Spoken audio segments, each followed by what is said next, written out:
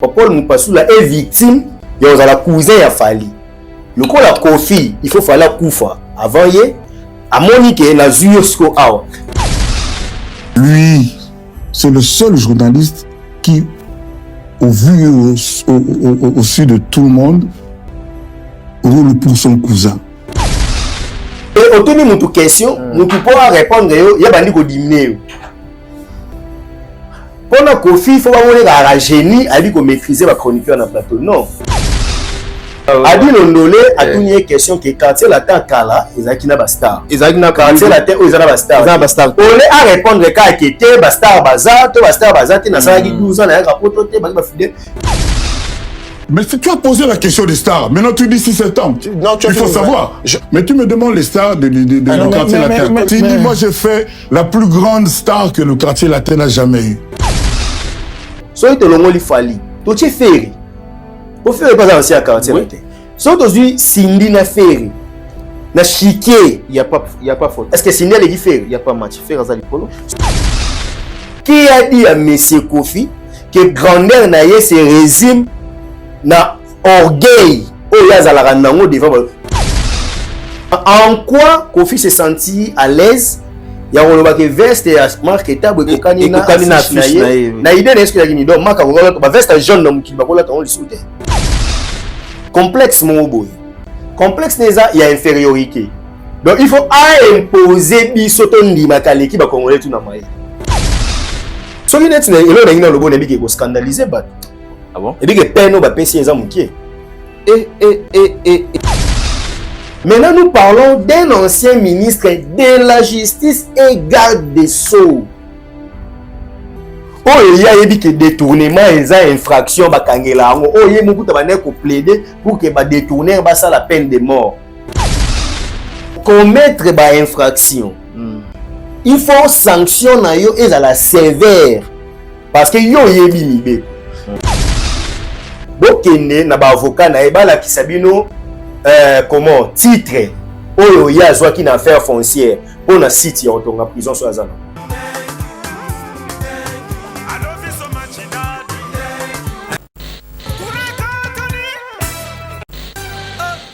Joma pesa biso de Paris.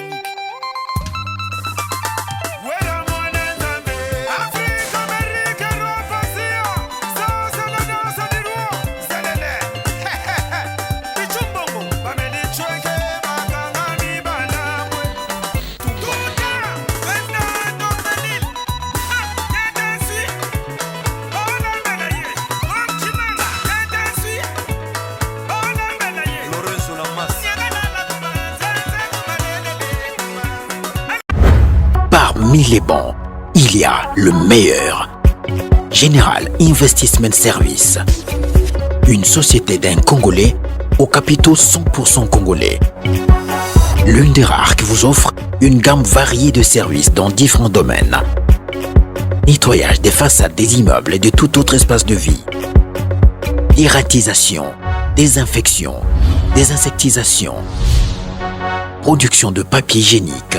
Production de glaçons, spécialiste en logistique, spécialiste de l'immobilier, boulangerie, traitement des plaintes. Il met à votre disposition des camions-bennes pour l'évacuation des déchets et immondices. Le tout à des prix défiant toute concurrence. Contactez-nous au 085 090 19 99 ou au 082 79 92 076. Rendez-vous au boulevard du 30 juin, immeuble Virunga, appartement 6, premier niveau, Kinshasa, Gombe. GIS, le meilleur.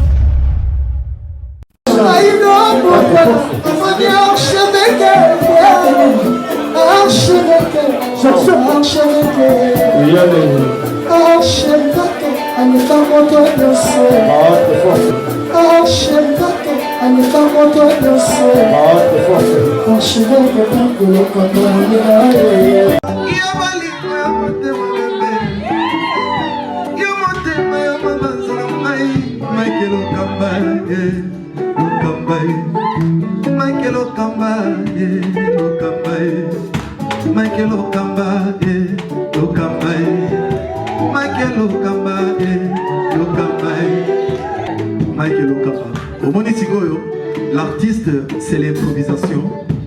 Na honoré dans l'émission. Africa Elengi TV, votre chaîne, l'incontournable, la star des chaînes.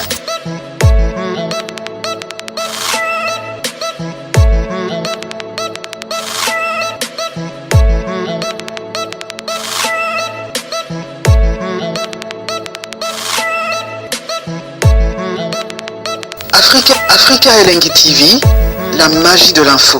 Alors bonsoir chers amis, bonjour, ça dépend l'heure à laquelle vous nous captez, vous nous suivez partout à travers les pays, à travers la République démocratique du Congo et le Batutu Bozak P. Libanda Yamboka. Restez connectés sur nos antennes www.africa Elengi Télévision, tuez les sous les lots par rapport à la nouvelle au Tozalango, actualité du jour, oui. Dossier à Constant Mutamba. Nous aurons le temps de parler autour de cette émission avec notre invité. Il s'agit bien de Maître Steve Kambanga, en même temps journaliste, confrère journaliste. Il est parmi nous. Donc, on a vraiment comment réagir par rapport à la condamnation et à Constant Mutamba. En même temps, le sujet est vraiment ébellé. D'un côté, est allé à musique culturelle, l'artiste Fally Ipupa à Salaki plein au niveau ya Angola. Ce n'était pas facile, il y a qu'à remplir un stade à Gusto au niveau ya Angola. Le seul musicien congolais tout le monde a rempli le stade Nabafrique, donc c'est l'artiste Fally Ipupa actuellement, je dis actuellement. Et puis tu vas taper par rapport à la sortie médiatique, il y a Kofi Olomide où Azopé ça toujours pas raison, il y a annulation, il y a hippodrome à lobby. Bon, moi, côtoyer les journalistes, c'est tout le monde qui est en cours de l'émission. Parce que Belé, Balobi, ils ont amateurisme, mais aussi du côté à confrères Nabiso, respect, ils ont la presse. Et d'un côté, Balobi, Kofi le média ont respecté, presté, tout comme Mekapé, Kosolo Lango. Na journaliste en même temps de formation, il s'agit bien de Steve Kambanga. Constant Mutamba condamné à 3 ans de travaux forcés pour détournement. Il est aussi prononcé contre l'ancien ministre de la Justice par la Cour de cassation. Interdiction pour 5 ans après exécution de la peine, du droit de vote et du droit d'éligibilité. Interdiction d'accès aux fonctions publiques et privation du droit à la libération conditionnelle et à la réhabilitation. Restitution de 19 millions de dollars na compte, il y a justice. Toyambi Maître Steve, bonsoir, bonjour. Bonjour, bonsoir, archevêque Mike Lokamba. Bonne santé, Steve Kambanga. Ah, bah, si biso botu na biso santé. Voilà là, bon. Non. En fait, il faut pas y baguer. Moi, mon cas a obligé à polité, so y mukolo a impolité. Voilà. Pour battre monsieur vraiment quand ils sont derrière so komi mukolo d'office komi na ba raison. To so zaka moi muké d'office faut zaka na tort. La bonne éducation ils en ont acheté. D'accord. C'est pourquoi un notaire français à loba aux ambiennes la valeur n'attend pas le nom d'année. Donc c'est-à-dire Rosa mukolo mais cerveau na eux ils a moi na 8 ans autant monsieur c'est un recyclage et à instruction en fait. Mais en réalité, sur beaucoup de temps, ils ont un peu mieux l'évolution et la santé. En tout cas, la santé va bien, un peu grippée, moi enrhumé. Donc, vous comprendre des fois, tout au long de l'émission, ceux qui mon et vous avez un peu dans zone nazie, c'est parce que nous avons un peu enrhumé. Donc, mais sinon, dans l'ensemble, ça va. D'accord, très bien. Là au moins na lobby pour na bato balinganga. Ah d'accord. Ba scientifique pour na moins na ba chronique scientifique et commis hein. Ouais, ba mo sala ngo mais ba futa droit d'autorité. En tout cas courage, moi je suis pas quelqu'un qui se tape la poitrine ceux qui bat ba emboîter côté nanga. Bo sala ngo mais bo sala ngo na ki yanke kandete. Na senga nanga binombo ngote lo te mais bo batake maître Steve to ndeko na biso Steve. Dans la Congo apparemment ba peut être ba maman. D'accord. Bonne évolution, il y a entreprise, Archidic Info et Zokende. Très très bien, en tout cas. Et merci. Moi, Mikolo, en tout cas, très actif. Mikolo, na zongeli penza moi temps, na zozala moi temps, na pesi penza moi temps et belé plus donc problème est à biso. On a tellement occupation et belé et bandeko musu pour pesa occasion mais au koma ya musu ndenge yo lingela raté. Mais quand on essaie de trouver le temps, booster, là, les gens voient qu'en tout cas, je dis qu'il faut toujours na ampleur nango et il suffit qu'à tous là. Donc net micro tous et puis bozo répondre belé. La émission nyon sur tous chez la bino, il y a ma haute qualité, on réfléchit sur la nation. En tout cas, merci. Bon continuer à s'abonner. Bon continuer en tout cas bon qui ça univers wana ba scientifique wana penza balinga mambo ezala bien. Bon qui ça univers wana to bien que tu as une note noire, donc la chaîne Nabiso, page noire, il y a disparition, il y a Bishop Chatumba, voilà. Moko il y a invité permanent Nabiso, donc ceux qui n'ont compté en tout cas tu as moins de 50 émissions. En tout cas, plusieurs 100 émissions. Donc depuis 2019, Aya, Tinanenga Koufi, en tout cas j'ai eu à recevoir Bishop Chatumba. Et Belé, en tout cas il était devenu un ami. Donc écart d'âge, c'est un grand frère, mais en termes amical, en tout cas, il était vraiment devenu un ami. Et ben, émission Mini tournée, c'est lui qui me l'a demandé. Il souffrait de quoi? Est-ce qu'il a été aussi abandonné? En fait, cette histoire, j'étais à Brazza le 12 août. Avant que Brazza, il y a 2 jours, sauf erreur de ma part, les 10 août ou les 9 août, dans na TVC, na hôpital, na Awa, na Ngirengiri. Il m'a dit makambo yo ndira ibaki wa kufa. Abana ko expliquer ngana mukolo azwa ki AVC. Oh là là. Donc bozo ba déjà que après l'élection ataka candidat na Dibaya, na mboka na bango na Dibaya na Kasai, alari candidat kuna tant élection sili ba publier azuité, azongi azali na normal. Après ba yo bete mbaso, ba bete bomona ba image tambola ki il était mourant. Et tout lancer ba sonner d'alarme président national na ya parti Vital Kamerhe avec ozoyer en charge ti balandela ki abiki ayo kende na ye moi congé na poto a komi na poto vandi ayo kozonga ki na zongeli pe musala parce que qui conseiller chargé à marché public na ministère ya budget ou a travaillé qui depuis le ministre Mayo Mambeke après le ministre Boji Sangara Ekoya ba travailler na ye ti na Sukawa donc azaki na ye pendant tout ce temps azaki conseiller chargé des marchés publics dans ministère à budget Bishop Chatumba aza victime ya loyauté na ye et pas Vital Kamerhe donc selon victime na ye ya honte bomisie oui d'accord Bishop Chatumba abanda koloba nanga pe abanda koloba na émission que yesoka ya Kishasa c'est pour Kamerhe alinga ka Kamerhe et grâce au yazaki nango Vital Kamerhe pe abane kolinga Chatumba makasi pe alinga ke makasi nga Chatumba betela ba masolo ebele abinga penga na 2019 boye Kamerhe a changé nga hotel au vanda boye abiso il faut yo lia na ndaku na okena ndaku boye mama mido mona boye abengi a piso de ambongo tant mwalimu oya abi na vivra bongo pendant ba moitié gouvernement ya kobima tant gouvernement bimi parce que era ya na même ligne ba changer ba ti hôtel mo zaki pembeni ga même ligne a longo hôtel wana akei na sima ambassade à France ba appartement mo zaki wana après yo ya GB allez na ndinga ko ya awana oya zongi GB na ndinga kufi donc a évoluer na ba opportunité au Kamerhe bando pesa en tout cas Vital Kamerhe nga nazara vrai en fait so na bi que Kamerhe asali Chatumba mabe no zala mabe parce que Chatumba ti akufi na bolimo Kamerhe mais par contre ezande bato yo bazandinga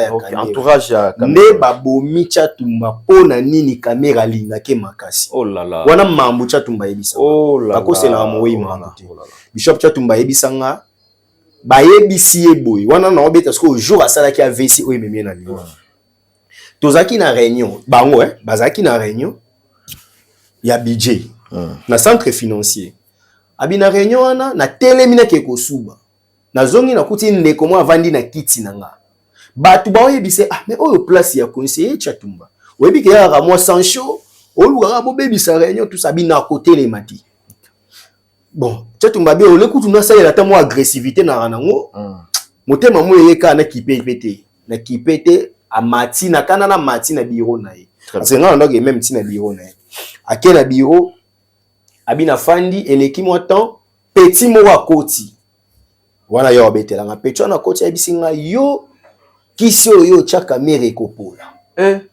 ezalande bongo kisi oyo tia kamera ekopola yo il faut kufa lokola balongi yo te abi combien de fois yo kamera defandako kaka et puis ezolekela biso ke yo za muluba kamera alinga ko makasi bongo point bi non kamera tribaliste te kamera ana problème te ngana linga kamera ya solo kamera ebike naza vrai yango yepa linganga yo déjà balongola yo bambali belé na ba liste à cabinet mutu oyo ayaka ko défendre yo ezalaka président national balobi une fois kutu kamera sa bima azolata bilamba na voiture azokanga ba cravate na voiture acha veste po aya awa aloba ke balongola ote na liste ya ba conseiller na liste ya cabinet osala nini po kamera lingo bon mais to si to maîtriser yo to si to yebi ndenge to ça non abi je voyais ça comme une blague na kipa ote tanga kei abi mutu tia kufa na comprendre teni na sala crise abi c'était à 11h ngamoko mutu pa ya la bureau te ti ba 17h petit na yemoko ba nota mwana c'est un monsieur que je connais monsieur Paris abi nda bande koleka conseiller banda kala ngandela moi intuition akota boye chatumba bisabi na oyoka mais moyen na lobezate munoko yebima te na sin azui paralysie nde ba ko memela ngaliema ba 18h wana on a essayé de faire quelque chose après ayaki kosenga batia na TVC parce que kuna ba maîtriser ka tour à liboso mais créer pe ba polémique pourquoi bolongole ngalema bo memena ngiri tout ça ngana kutana ni bongo il m'a dit nzamba osanga grâce na obika mais les sumu na ngeza kaka po na boyi ko trahir caméra na ndimi ko za fidèle na caméra et pourquoi pe bango ba osilika pourquoi caméra zo linganga donc ba sango moko tozo yoka c'est encore au conditionnel il semblerait que ndenge Bishop Chatumbaza qui wana na AVC Vital Kamerhe le speaker de l'Assemblée nationale aurait demandé na mutu moko boye ya bango wana ba cadre a payé ça $7,000 pour na basoin ba kosi mwalim que c'est fait Vital Kamerhe ba kosi ke batindi mbongo batindi yango te donc Chatumba se voyait deux fois abandonné alors que président na ebaki ke aza assisté oui parce que tokolo bateke caméra nga vanda na hôpital caméra za ba mambo belé ana ba fonction bref c'est nous qui avons perdu moi j'ai perdu un ami un invité un grand frère en tout cas on traînait avec lui des fois en tout cas mes sincères condoléances na bana nae donc ba baza na poto baza kuna na madame ba baza na kin Gloria Nathan en tout cas ba nyonso oyo nga na yebi na ba mususu tout le monde en a musique. En tout cas, je vous présente mes sincères condoléances. Et Chatumba fut un grand frère, fut un ami. En tout cas, pour moi, il restera à jamais dans nos cœurs. On a aussi un batutu. Pour Azabato, ça a succès dans l'internet. Azabato, ça a combat. Azabato, zoa penza ton na bango na mondo tozali. En tout cas, tout ça la cas qui tout les dignement, tout ça l'effort, tout honoré tant au programme ekobima. Bien que non, peine commis physiquement na famille. J'essaye seulement ya ko rendre hommage libanda maintenant au coma to yebani to sala pour que ma campagne à la bière. En tout cas, moi personnellement na bina engagé mututé, je ne pense pas que Vital Kamerhe a rose à la pour. Moi je pense que Kamerhe a perdu l'un de ses lieutenants. Kamerhe zo lela, Kamerhe za na pas si pour nini, ayebi que mutoyo azaki vrai envers nga. Muto ya kufi atikala kozala jamais na déface et pas nanga. Vital Kamerhe pleure un des lieutenants Yamakasi ya INC puis non seulement ça qui secrétaire national bon ba benga secrétaire politique national en charge de la culture et art ya INC ba le roi ministre de la culture ya INC très bien personne Bishop Chatumba Moli Monae et pe Malakimia. Alors, nous allons entamer directement dans le sujet d'actualité. Comment avez-vous trouvé le verdict rendu sur l'affaire de Constant Mutamba? Comment avez-vous trouvé le verdict? Bon, le droit est dit, omoni tant to sala no ba émission awa na loba makambo yo na mona même na ba commentaire ba musu ba loba eza jalousie to linga ko mona ba ninga ba zo sa makambo te tout ça et puis ba besoin libanda ya jeunesse na libanda jeunesse parce que combat ya jeunesse guerre générationnelle mais yoza na katité siko ngai na zo cours ya statistique mota ba loba ke eza combat ba jeune wana jeunesse wana faut ba expliquer biso jeunesse ngo faut ba banda ko définir biso to daka combien na Congo ba jeune et puis ba jeune on a tranche nini ba expliquer puisque ça bazui au statut on va présenter biso ce qu'on va soutenir ba combien à un moment tous à la rationnel donc ce qui tozali na mboka il y a plus de 100 millions de Congolais la jeunesse to cause à 70 millions to 60 millions so na 60 millions na ba soutenir ba komi 1 million té neni ni bino bobi maman ke biso nyo soto za na kati. Est-ce que nga je dois avoir un problème personnel avec Mutamba qui est un frère tonga nazo baka o mibeko elobi. Omoni ba tunsu ne balinga biso poto ba mambo esa ipelisa ka bango. Donc so zo ba mambo zo sepelisa ete ya zo mo logo za mufiti o biso tozo lo ba mambo mibeko ebongisi. Vous comprenez? So net na elo na ina lobo na biki ko scandaliser bato. Ah bon? Et puis que peine au bapé si ils ont mouqué. Steve, tu es méchant. Hein? Naza méchanté. Pas ya banam. Oh. Bon, n'a pas na banati. Mais ce qu'on est nous souhaité bon voilà bon bien qu'ils a première raison la dernière raison il y a cours de cassation il y a eu 3 ans selon cours de cassation voilà c'est-à-dire on devrait quand même statuer oui pourquoi on a vu que ça mouqué na droit balobaka avec un commun des mortels donc muto a ça la droite muto a yebi mi côté azali ko bénéficier peut-être de circonstances atténuantes pour à éviter bien que tu imposer les principes qui dit ni n'est censé ignorer la loi. Mais pour celui qui connaît les droits, pour celui qui est savant des droits, au commettre une infraction, il faut sanctionner et à la sévère parce que yo yebi mibeko. Maintenant nous parlons d'un ancien ministre de la justice et garde des sceaux. Oh, il y a eu que détournement et infraction bakangela ngo oh yé mukuta bande ko plaider pour que ba détourner ba ça la peine de mort. Parce que tant yé moko ba moi le problème ici maintenant je me permets de dire que détourner parce qu'il y a un arrêt. Voilà, c'est déjà un arrêt ouais. Oui, comme il y a déjà un arrêt et puis pas la possibilité à recours. Là je me permets de dire que pour Liboso ananda lobani a présumé oui. Mais ce qu'on a minute oh il est condamné c'est à détourner qui. Donc comment ce qu'on yo au détourner oyebi droit oyebi ba principe ne fago kanga ba détourner yo sko ba kangi yo détourner sanction fait à l'icolo il faut qu'il y ait des circonstances aggravantes voilà donc les faits sanction fait à l'icolo selon oui, parce que la peine il y a détournement et qu'il n'aura tina 20 ans de travaux forcés okay. Donc à la limite si la cour devrait statuer sur son statut ou place infraction ça les melaki alngaza moins de 10 ans.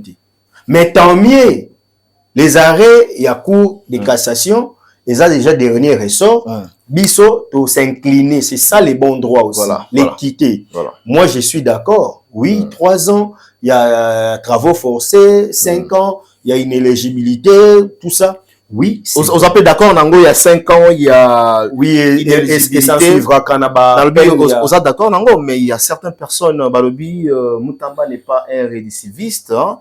Quand même copé ça est 5 ans il y a une éligibilité une interdiction à vote c'est comme si ça multi récidiviste ba pesa caméra étant ba pesa 20 ans en cours na tribunal c'était la tribunal il y a la grande instance on va passer ça 20 ans caméra aussi c'était pour la première fois non biso pe toloba onetinga na loi non c'est trop pour na yé 20 ans faki baza attendre ba 10 ans baza attendre ba yota ba mata cour d'appel ba kitsa on a 13 ans si na cassation na ningi ba ki ko quitter vous comprendre mais on a dit maître moko lobi ba 5 ans ou un an il y a inéligibilité et il y a kaso qui mutaza récidiviste les maîtres wana azongé la procédure pénale au moins dit monsieur Ranine on peut pas se tuer entre nous mais ça mambu ya muna mutu fa défendre la loi parce que on est droit mabe na ngo ya Ranine droit aux arrêter que oyana mayele no uti na ngo à part tout ça la débat sur Mibeko nan.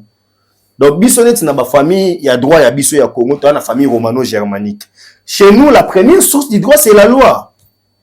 Quand la loi est miouette, on fait recours à la jurisprudence.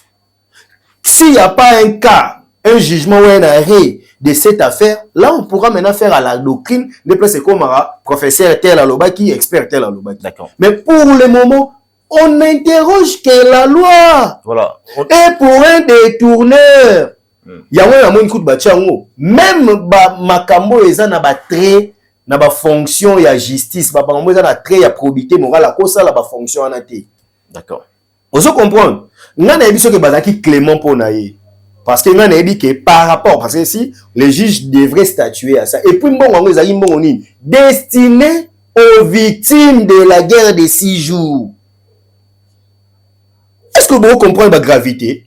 Nous tout le monde va koufa, to famille mo e perda ba kebele, mbongo ale bima po ba indemniser bango parce que Uganda a perda na procès, au maître Chibangu kala la défendre la RDC, Uganda perda ba comment on fout mbongo. Quand cet argent là faut allouer, il y a une indemnisation ba victime, mutu moko pona ya zui yango.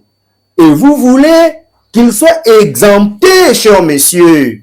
Au sein de la différence, c'était là où le zolo ba azu yango, mais tout le monde a 5 bazong sango na compte.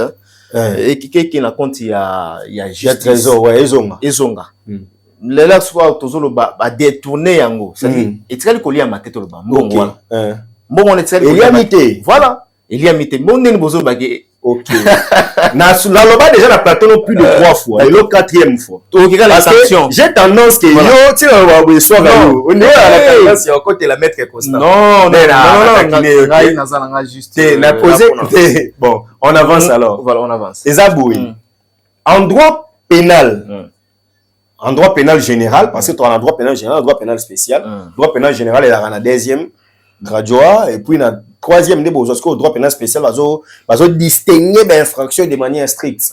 En droit pénal, il y a ce qu'on appelle les infractions manquées. Na c'est là on a pas tout nous. Nathalie Richard te sané ngalo filmer wana. Na bambie Mulangi. Richard Akimi Mulangi ane kwei libanda. Apporter nga plainte. Ba kanganga te. Est-ce que Azoki na lobi na yeke yo nena obeto boy na oboma yo mais pendant que na obeta ye na tomboli lichette pona kata ye muto aya kangi lichette wana eraté zuete bakanga to bakanga est-ce que ya bukani il n'y a pas boy l'argent bat baboma ye eza témoignage ya banque centrale pour ya bandalo ba keza compte séquestre et ba ko expliquer compte séquestre za bon côté il n'a pas eu un sous-compte. Ma procédure à compte, c'est qu'est-ce que ça a quitté? Ta frivao. Ma témoignant. Les problèmes, mes amis. Le frère Aliembo Moti. Il y a une possibilité pour récupérer mon on est babé ezonga. Vous comprenez? Pour moi, mais comment qui est pas naïti. Mais l'intention ya kolongo la mbongo place ezali pour la kochongo place mususu sans qu'on respecte procédure net infraction ezawana. Compte nani Zion bazaki wana asali compte na ye ezano ya sika bochemba mo 19 millions yo sali la banque ti oui ba principe neto souffrant nango yo ko zo compte sika mo chambon mebele ba suspecter yo ti yes ko chance ezali po aza mokonzi vous comprenez yo ko zo ka ofongoli compte lelo ka ofongoli compte lelo ti 1 million non vous monde à un moment to raisonner ndeko na biso maître Constant alingaki a tonga prison na Kisangani. Dimanche à liboso faut poser na place non? Oui balbi place ça là qui otala témoignage te. Bo luka bo bandeko no so ba finga na ba commentaire. Bo kende na ba avocat na ebala kisabino comment titre oyo ya zwa ki na affaire foncière pour na site ya tonga prison so azana. Mais ba bengisa ki mutu moko oyo asala ki déclaration sali ba ve alobi que non voilà place ezalaki place yango kasi faut ba yebet place yango ezaki ya nani parce que ce place wana ezaki ya kotonga prison il faut bazala na titre o bazuna affaire foncière ozomona ke bandeko populisme ezaka nango buzz ezaka na tamo boisi laka vous nous insultez parce que toi on a tout expliqué ka mibeko voilà mais s'il vous plaît pardon vous nous insultez po biso to lo ba ke mibeko nde elobi boyi parce que yé a convaincre bino ka bande ko bundela mboka donc lokola bande ko bundela mboka soki mabe elobi donc biso ba classe ngo to tanga ba droit ngo biso to yebi to lo ba lisuka te po to banga bino po bino bo kanisa ke ya bundeli Congo est-ce que muta bundela Congo a déplacer en bon ozomona problème ba miso ba yebisinga non maître bo comprendre était tozo telemela ye te po ayibi mbongo tozo kotela te po ayibi mbongo mais tozo kotela ye po batu misu bakangaka bango te oui soki bozo telemela po batu misu bakangaka bango te botika ba condamner tango to koyoka lisu mutu mususu ayibi to sangani isu to moni ndenge constant ke ndanga prison yo po ko kende prison c'est comme ça faut to bandana soki avant ye batu misu ba yiba ba kotela bango bakanga bango te à partir na ye à côté prison à piriger peine c'est-à-dire oh non ça ko yaga na sima akobandaka kozwa exemple wana population bandaka kotelemela e po bakangaki déjà ministre de la justice mais enoto normaliser boye ngana yo toyibi bakangi ngai yo oza na liberté déjà deux poids deux mesures déjà deux poids deux mesures comment ça dépend de la chose moni neti ye ayibi tango ayibi bandeko o azaki na bango soki bakimi baza na balolenge soki bakimi kasi ebongo soki o mususu bazali awa te ngana yo pe toyebi bazana te lisolo ozobeta ya détournement ya 19 millions bato ya oyo bazaki impliqué ba parti na bango ba cité te nazolo bana faire ya Mutamba te eza pe na miyibi pe bayiba mbonga te principe bazaka ka benga ngo connexité omoni bo sala erreur moko na droit soki ba classer affaire bwana posa ya koluka affaire voisine te ko boya ko parachav bo défendre o bwana ngo omoni erreur bo sala les années bobi ke to yibe belete ba yibe belete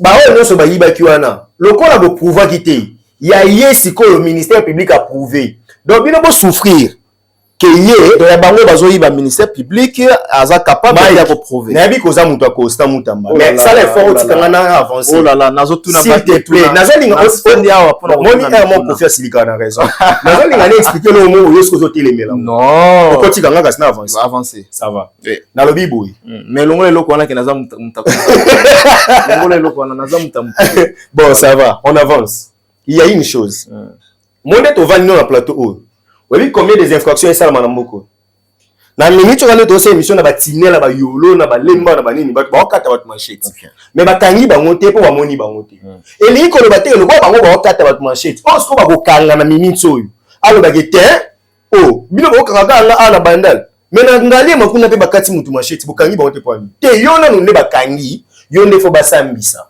et là on besoin comprendre différence au PC balanité parce que oh ya bango ba inscrit dossier té mais na bato to mona ba inscrit dossier na bango mais sans suite jusqu'à présent na ko ba moni na lelo penza to sa émission au cas si on comprendre il y a pas de problème na ina biso boy na yebi ba ka olingota mutu tela détourna bakanga été sko mutu bakangi na minute oyo est-ce que basambisi mabeto malam est-ce que biso toza capable na ndenge ko rendre déjà verdict nango ko nene ni boza capable ya koloba te ne ko rendre verdict mais boza capable ya bake ku wana asali mabe na na bike ku asali ko yo otangeli nga batu misusu est-ce que bukela nga bongo lelo bela comprendre na epanya bebele lelo parce que yo mama constant obisanga lo na oyo mama na lobité na to sala boy na dossier ya 19 millions nani oyo ayibaki 19 millions batiki na mama Costa Mutamba polo baki basele mabe na basele mabe polo lobi to yibaki na batu misusu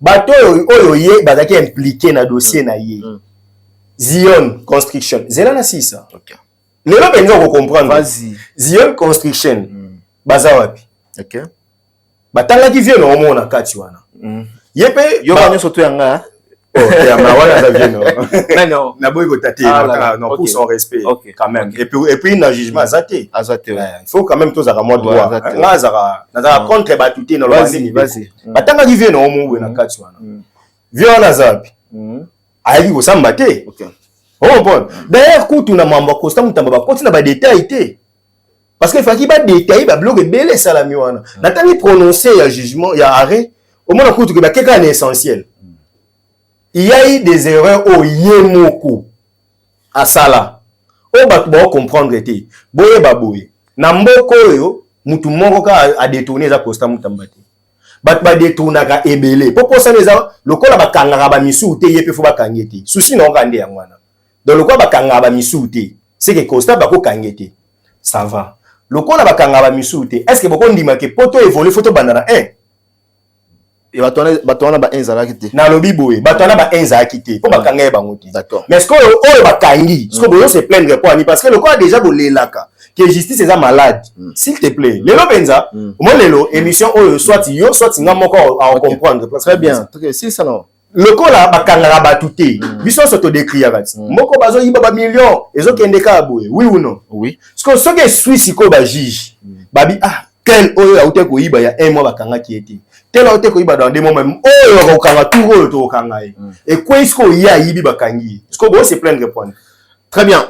Les mal c'est là avancé les mal les animes ceux qui après constant to moni détourner en mususu et que yende batikié on a bolo batin deux poids deux mesures parce que sur l'ino beta on peut sur exemple moi Jakinda Lampoy azali on a makalati infraction Jakinda les animes asala nini parce que muto ya lobaki ke yem tatinda ba violer Jakinda azali banda ouais. Mais est-ce que Jakinda o andimaki ke ba violer ba kanga pour la propagation des faux bruits est-ce que moni ba tunyo so ya Jakinda la balobi ke te e faki bokanga ba bruit par moment et là ebomi ndeko na biso constant eza populisme ba communicateur na ba tunye ils veulent vous amener à réfléchir que na mboko il faut totikala na injustice perpétrée donc toza bongo lokola kaka avant ye bakangaki ba détourner te ba condamner bango te c'est que yé pas za na droit ba ko kangete.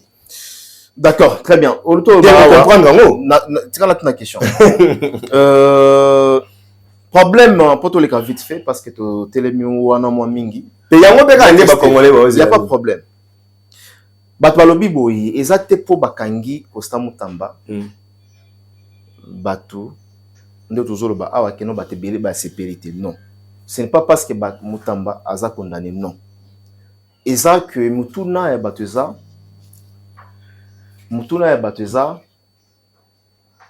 ndenge basali yango na Costa Mutamba pesi ba raison on lobi que non te ba bandi yango pa ya Costa Mutamba qui t'a dit que ba bandi yango pa Costa Mutamba. OK na ko répondre nga okoza akimia parce que je pense pas que non te oko vanda kimia je pense pas que non muto azo travailler na union sacrée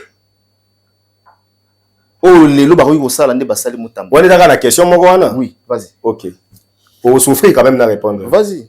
OK pour la bateau basala droit bazwa OFCJ organisation de fonctionnement des compétences judiciaires bazwa IGED introduction générale en droit ba ko expliquer au boy il y a l'application de la loi pénale dans les temps et dans l'espace espace na Congo espace na biso ezani République démocratique du Congo oyo ba terre oyo awa ezali na gouvernement moko tant ezani tant il y a infraction commise autour d'une question aussi na répondre au motuni yango lisusu o ka otuni na aussi d'accord question na tuni o bato basiliki pona nini bakangi ka Costa mais ba misu bakangi na banda na question na bi elo oni ezo la question ke no ba bandi nde na Mutamba. OK elo ezo la kisangi za boy récemment ba ote kokanga na otanga ye récemment ba ote kokanga Vital Kamerhe pona détournement ba sambisa ye omona to mona te na mona za libanda te zela nanu na olingo comprendre le moment nazo comprendre souffrance ngana yo zani na za juriste yo ya pas problème ngana ça les fort ata to se pena na mamna ngate mendima no wa mna ibisa te nazo obligé on ndima te mais nazo yo ils évangile te quand même et nabi boye nabi souffrir au moins na mamna na olo nazo yo ka et c'est pelso te mais souffrir bakangi Vital Kamerhe répond à détournement OK parce à l'époque à la directeur il y a cabinet à président de la République basambisa devant tout le monde otala honte ba condamné 20 ans na tribunal de grande instance otala honte OK ba condamné 13 ans na cour d'appel otala honte ba quitter na cour de cassation otala honte skoyo na ngana tous nos questions nos juristes étaient pourtant sur comprendre est-ce que mabe ya procédure pénale face à les antiwapi en réalité exact dans ça innocent c'est là na bibo e souffrir au moins na mabena moi maman nga na lo besoin bien te wana souffrir kasina lo ba mais otuni ngai na besoin avancer otuni ngai ya basu ke otuni ngai non procédure pénale ezala biaisé te procédure pénale c'est-à-dire procédure ya ko appliquer peine ezala biaisé te de la même manière Vital Kamerhe bafundaka na TGI parce que azaki bénéficiaire des privilèges de juridiction te Costa Mutamba azaki ministre d'État place à Rosambeza wapi cour de cassation. Cour de cassation ezaka na cour likolo na ngoti. Vous comprenez? Donc so basambisi wana esili wana. Or, si Kamere à l'époque azalaki pe na possibilité ensemble na cour de cassation mais 20 ans on etikala ka bongo. Parce que na droit ceux qui va condamner mutu, ceux qui jugement bimi. Mutu a deux façons de attaquer na délai. Ceux qui ont affaire pénale ils ont 10 jours. Ceux qui ont affaire civile ils ont 30 jours. Et Zaganine, ceux qui va condamner yo c'est peli na jugement té. Okoki ko sala appel, to ko sala opposition voilà. Ce que ceux qui mutu sali appel, c'est-à-dire aboyi jugement wana. Aké pas nan cour ya likolo, instance ya likolo, po ba bandela ko vérifier ndenge ba sambisi la ki. Bango be ba ozalobije ko akité oté. Okoki écoute côté ba pesa ki o peine boy kuna ba ba ki ba bakisi. To mona on pas Jean-Marc Kabound. Jean-Marc Kabound ba kangi aké ça l'appel n'appel ba bakisi li. Peine. Vous comprenez? Ba ka ko kanga e bani na Constant Mutamba té. Je me répète. Mike Lokamba, le jeune, l'un des jeunes qui soutient la jeunesse. Or, soutenir la jeunesse, c'est dire que Constant Mutamba est innocent. Je comprends. Mais Constant Mutamba... Qui t'a dit que... Moi, j'ai dit que... Oui ou non? Ah, Mike, on doit avancer. Non, cours déjà, une cassation déjà, verdict... Mais si tel était le cas, on doit avancer. On va voir que Ngala Lobi Mutamba est innocent. Yo, je souffre. Obike... Et puis, aujourd'hui, pour répondre, on a réponse, on a tout mis en haut. Réponse dans les aboyés. Pour la tout la qui est là, on est yozo la kisao que non, babanine na mutamba. Et là, il y a la kisanga babani na mutamba pour ba condamner. C'est-à-dire après, n'enga na yo tozo na plateau. Moni so ba kangi par exemple, na ko fait exemple mon ngai na komi par exemple ministre et DG. Ceux qui n'a détourné ba yena ba preuve wana na justice et que justice aboyi ko kanganga wana oyebisanga omoni ke ya mutamba basaki wana mutema mabe. Vous comprenez? Mais bon ba que les droits ezaka impersonnel. Les droits ezaka na couleur ya elongia mututé. D'accord. Droit esala mamna ngona ndenge nango. Donc réponse les aboyi. Na lobi babani na mutamba parce que yo zone di matériel basi bakanga batu pour na détournement. Mais natanga le cas Vital Kamerhe. Tribunal ya grande instance condamné 20 ans. 10 ans inéligibilité. Papa Bataza m'a évité. Dans ton déclaration. Na lobi boye. Na tobe ta masola droit. Moi disco place dans linga souffrir quand même na ba réponse tanga yangwana. Kasi nabi azaki a quitté non? Te ozo nabi boye. On est là on comprendre là. Mais au finish azalaki a quitté. Ce que zela boye na tunyo boye ba kangaye na tribunal de grande instance. Ba condamné oui ou non? Oui oui.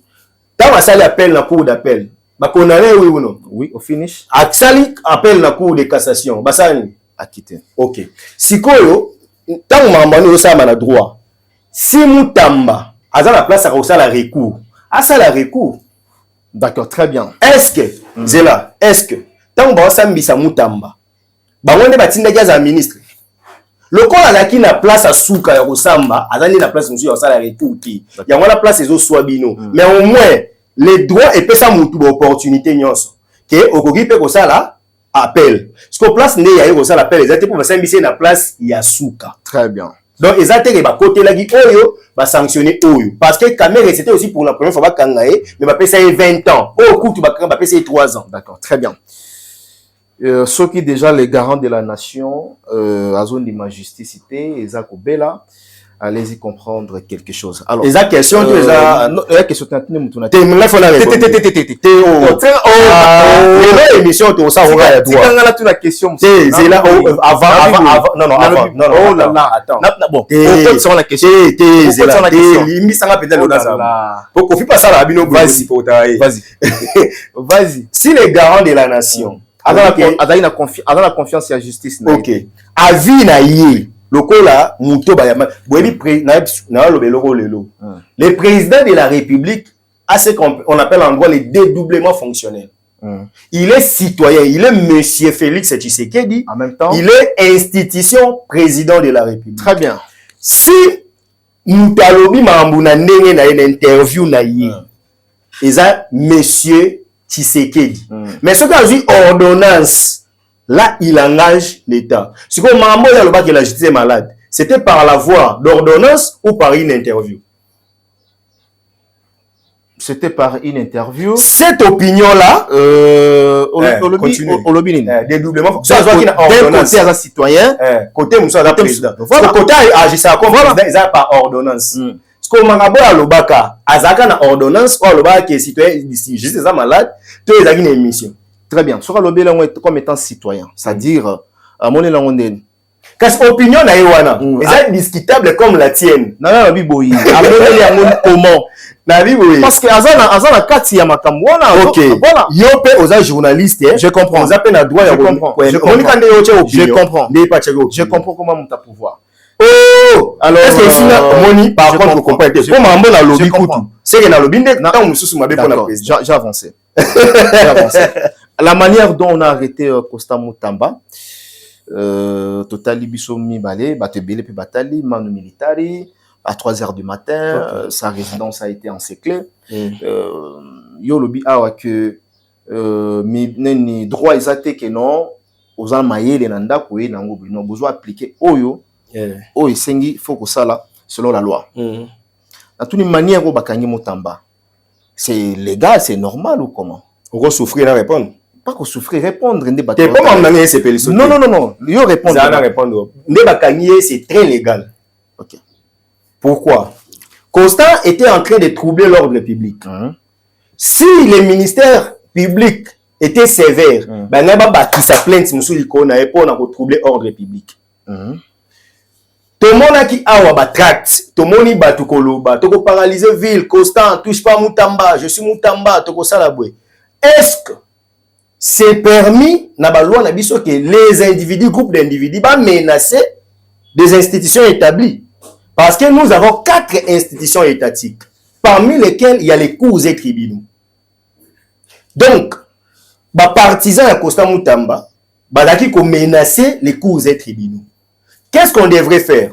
Maître Constant, avocat de Siokwa, a Bossani que la liberté est individuelle. Ba voisin ya pembeni na ye. Bandeko tu ya veni na ye. Bango ba koma ki la séquestrer na posta ya Costa Mutamba. Costa Mutamba sala ba veiller. Ola côte sa batuna kati ya lupangu na ye. A côte sa batuna lupangu na ye. Azo utiliser voie publique. Ce qui est interdit. Parce que ba manifestation sur la place publique, il faut une autorisation na ville. À la kisibino papier autorisation. Pendant que là, bango ba wacha makilele, ba benga tapage nocturne. Nyon soane ba neko déranger ba paisible citoyen. Siko l'état il faut protéger ba citoyen wana. Il fallait que ça la kala, ça on est en retard. Donc c'était déjà depuis longtemps, il fallait ba ya ko disperser bat. Ya zo organiser ba veiller, ba sala ba désordre, bilo nyon so ba sala wana, ba voisin na ye. Ba yagi genete pour y aza les Congolais, les super Congolais. Si l'État peut doser situation là et surtout en matière de sécurité, moi na ben mission pour tout ça réforme pour éviter mambo ya ba sécurité intelligente. Mais il y a des services intelligents dans tout État. Ba yebi que à lire oya préparé et ça que tant oya court ba ya na attroupement pour attroupement na ba ça la terreur. OK. Alors, il faut que la force reste à la loi. Il faut disperser batona bazoya yé à cause ça yibinot qui va enlever faute de preuve. Oh la vérité, pourquoi maintenant quand lui il ment ba mon solo. Oh ba yaki ko enlever été ba yaki ko disperser batu pour ba zoyer mon kotan et kokoka akende na cour. C'est ce qui a été fait. Tant on ba disperser batu ba zuika ba soda ba protéger ga yebo yo fanda wana tant on no ekoka okende cour pour okende. C'était juste pour éviter un mettre. Na personne risque. Oyebi ke na bamboka neti ya biso nde toza boye na ba tendance ya ba rébellion banini. Ba force négative profite na ba situation ya bongo ya ko paralyser mboka. Lui il mobilise les gens pour ba boye arrêt ya cour. On éviter que tant on ko ko ça mais ko ça la confrontation il y a ba force de l'ordre na ba partisan na et si bato yo ba infiltrer ba profiter na sima batu na ye ba salimbo kamabe. Tonga to sani les services intelligents ba précéder yango que il faut que panza ba attroupement nyonso ye moko ndaza na problème la justice. Akeko samba yemoko akeko yoka verdict ne yemoko et non attroupement. Parce qu'on a répondre yo yebisanga ndenge bayaki wana. Babomaki mutu. Bakangaki mutu. Bapanzi batu, ba protéger RN Koki à la cour de cassation. D'accord, très bien. Mike Lokamba. Plateau na yo. Na lobi boye. Soage Nortine Ozoloba, tout le monde a une église awa. Tout là la coûte na bandal awa. Ils a ibélé a. Tout le monde a la police, tout le monde a bambi la te bayaka ba soda bayaka te. OK. Moi ni démarche ni ezala ceux qui montent ça la tapage Nortine Ngolobi awa. Ils ont voix nini oh il faut pas pékisaye. Il faut pas tindre là mixage, il y a ba soldats ba armes jusqu'aux dents. Un mixage avec les policiers, tout le monde bachar des combats et bimi pour na mutu moko. Ils ont la voix nini. Très bien. Ouais. Au comprendre. Ezaboui. Ba église oyo tangi. Bazara no autorisation de culte. Moni ce qui na biso a manifestation publique. Bazouela kango autorisation. Moni ba église baraka reconnu comme ba ASBL, bazala ministère. On bon papa na basana baba bazara. Mais oui. Baba bati at makelele. Yo mona te. Yo habite na mboka oyo depuis un temps, musique ebeta alisu na moité. Baba. Oui bien on te bien on te. Émission lelo penye aux séances pédagogiques. Vanda kimia baba. Bien me beta kaka. Ngala ba ni beta na 14e musique makasi. Même na butu ba désert. Mais écoute, non. Ce qui est betaka Mike. Mais na bien betaka te ngala boy kasité. O ko ndenge ni betaka. Bon, ngala ndima yo. Oh, ngape na ndima yo. Est-ce que yo ndima betaka? Yo na tambola butu na za Zela. Bar ya libanda, musique ebeta na désert. Ebetaka. Est-ce que l'émission to ça to là? Mais na bien betaka. Mais papa okosi. Oh, la ko ndenge la loi. Na bi ebetaka. Selon la loi, musique ebanda. On peut se na référence pe betaka. La loi, n'a ce qu'on a souffert na partisan ya constant na plateau, mais là on a expliqué mi beko yo zoboya, on a expliqué par exemple na bien. Oboya ki ozamu ta constant. Na zo pe sa référence place makile le betaka. Mais position les a ko défendre constant, mais si quand pena lo bakasi. Mais là ozo lo ba position na nga za ko défendre constant. Yo mo za tant au tal émission. C'est-à-dire que yo na plateau ozo na comme étant Muta Costa Mutamba. Oui, c'est ça. Ozo ni matin là na pesa mi beko, on a joué le rôle à Muta Union Sacrée, c'est ça. Peu importe. D'accord. Pour Costa Mutamba auto za ministre Union Sacrée. D'accord, très bien. C'est que ngana Costa Mutamba to abato Union Sacrée. Sinon na plateau za Muta Union Sacrée. Oh, et bon mais interdit. Na interdit. Alors, voilà, ils sont libéral. Ceux qui n'ont pas Union Sacrée, ils appellent ma bête. On comprend. Union Sacrée, c'est-à-dire quoi? On comprend aujourd'hui. Si on comprend aujourd'hui, bateau va côté le Costa Mutamba, bateau IDPS, la majorité. Très bien. Encore, on certifie déjà, c'est bon. Oui. Okay. Oh, ce n'est pas un problème. Il y a besoin de déstabiliser la place. Si tu m'appelles quelqu'un de l'Union Sacrée, c'est une accusation que moi j'accepte. D'accord. C'est une accusation que moi j'accepte. Mais par contre, n'oublie pas que hormis d'être ton invité, l'accusation. Parce qu'il y a une Union Sacrée. Attends. Les lois dans un partisan des accusations. Non, attends, ils appellent accusation. Voilà. Mais là, accusé par rapport à ma propos. Non, par rapport à ma accusation par rapport à la déclaration. Costa Mutamba bazo c'est là bas kangaïza ba Union Sacrée. Totika mambuya Costa de ba. Zela nan. Tokia ba tapage nord. Toko toilette biloko Union Solobia. Ndeto loba mamba. Si je suis Union Sacrée, il y a pas incompatibilité. Union Sacrée zani. Eza mutoyo aza ko croire que le président Tshisekedi a mérité soutien. Il y a un débat de l'Union Sacrée. Bao bazo boyaye, baza ba opposant, baza ba résistant. Donc aux amours de l'Union Sacrée et gêné dans mon gâté, j'accepte d'être membre de l'Union Sacrée. Sauf que aux allez incapable de reprouver que membre de l'Union Sacrée pour au moins dans la partie politique moi l'Union Sacrée comme membre effectif ni membre sympathisant. Aux a la difficulté pas ça mais yo par contre le fait il y a une vérité. Comment on est yoka voilà. Autour de la question à ta page nocturne. N'est-ce que ba église, ba la autorisation il y a ba culte au boy.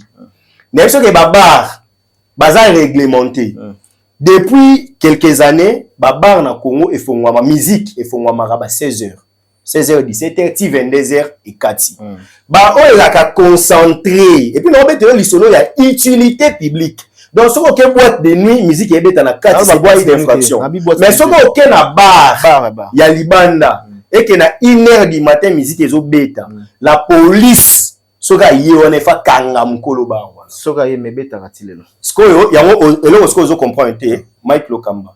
Non, on peut se conseil.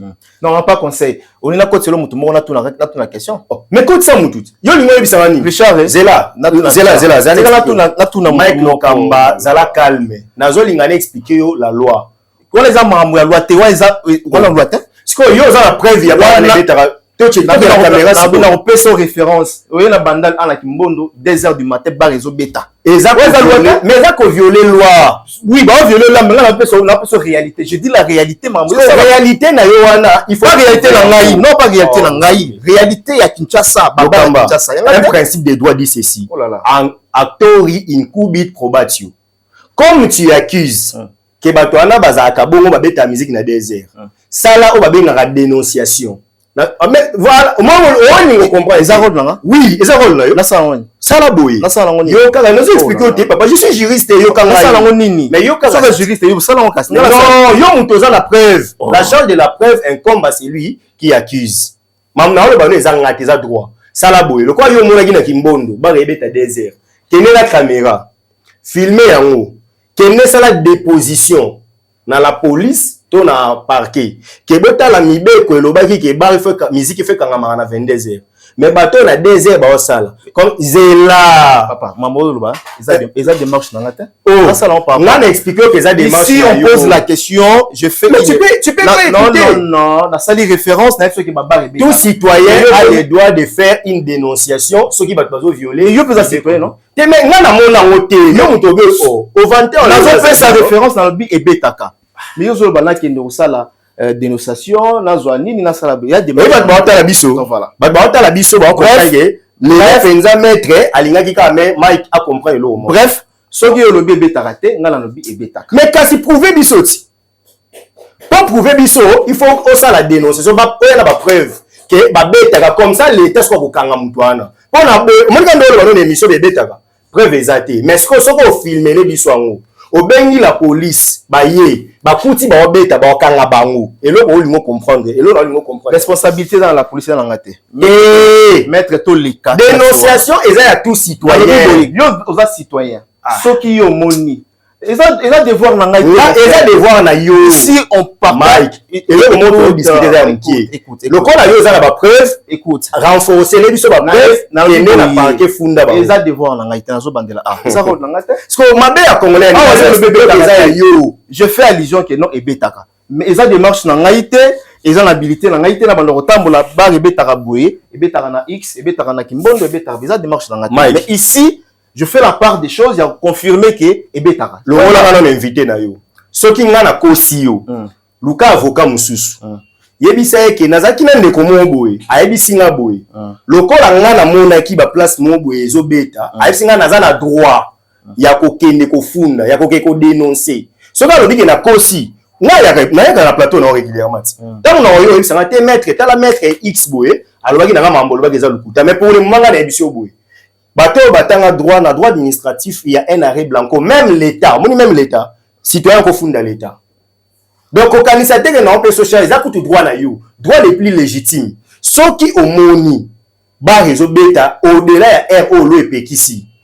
Yo obite yo ndo obimi soki nante, yo sala dénonciation, ou est-ce qu'on aider l'état que place so bo mona te ba rebeta na butu, bota la boye, pa bango ko ba ko kanga parce que yo muto kangati. Yo babe ngo dénonciation. Ce qu'on s'allie dénonciation, l'État m'a kanga. Ma qualité na ça.